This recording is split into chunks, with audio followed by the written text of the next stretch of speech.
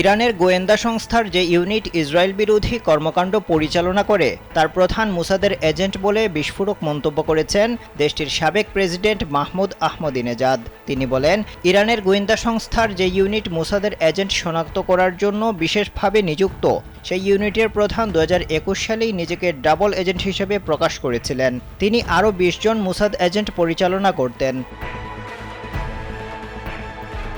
সিএনএনকে দেওয়া সাক্ষাৎকারে ইরানের সাবেক এই প্রেসিডেন্ট আরও বলেন, এ ধরনের একটি অপারেশনের আওতায় 2018 সালে ইরানের পারমাণবিক কর্মসূচির নথি চুরি করে ইসরায়েলে নিয়ে যাওয়া হয়েছিল। পরে ইসরায়েলের প্রধানমন্ত্রী বেনিয়ামিন নেতানিয়াহু গণমাধ্যমে প্রকাশও করেছিলেন এবং এর উপর ভিত্তি করেই সাবেক মার্কিন প্রেসিডেন্ট ডোনাল্ড ট্রাম্প ইরানের সঙ্গে করা পারমাণবিক চুক্তি থেকে বেরিয়ে যান। যমুনা স্মার্ট রেফ্রিজারেটর, স্মার্ট লাইফে স্মার্ট রেফ্রিজারেটর।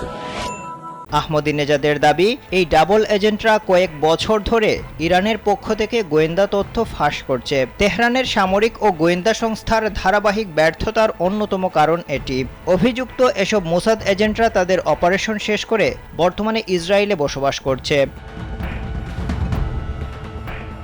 এর আগে মার্কিন সংবাদ মাধ্যম নিউ ইয়র্ক টাইমস জানিয়েছে, 2006 সালের যুদ্ধের পর ইসরায়েল লেবাননের প্রতিরোধ যোদ্ধাদের বিরুদ্ধে গোয়েন্দা তৎপরতা বৃদ্ধি করে গোপন তথ্য সংগ্রহের জন্য তারা বিভিন্নভাবে গুপ্তচর নিয়োগ করে। গোয়েন্দাদের নতুন দলটি তৈরি করা হয় সেনাবাহিনীর মধ্য থেকে, যেন সেনা এবং বিমান বাহিনীর কাছে তারা সেগুলো দ্রুত সময়ের মধ্যে পৌঁছে দিতে পারে।